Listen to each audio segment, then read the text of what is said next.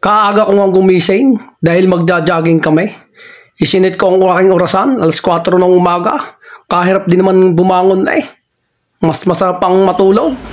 Eto nga't pinilit ko nang bumangon. Lumabas na ako ng aking room. Kailangan kong magdahan-dahan para hindi magising ang aking mga kasama sa bahay. Nagmamadali akong magsipilyo at baka aking mga kasama ay naghihintay na. Sabay hilamos ng mukha para mawala ang aking antok. Pagkatapos kong magbihis, diretso ako sa kusina.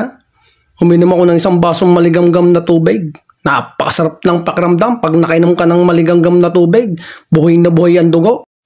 Hinanap ko pa ang aking sapatos. Kung hindi ko alam kung saan ko na ilagay. Naghihintay na nga pala ang aking kasama, si Sam. Kaya nagmamadali na akong magsuot ng sapatos. Tatlo nga pala kami magkakasama sa paglalakad. Si Jeff at si Sam. Napakadilim pa sa daan. Kaya ang gamit namin, plastic ng cellphone. Umakyat na kami sa dike at doon kami naglakad. Napakasarap ng hangin. Napakalamig. Nakabot na kami sa Barangay Poblasyon sa aming paglalakad. Mahaba-haba din ang aming nilakad. Kaya utay-utay nang lumalabas ang pawis sa aming katawan.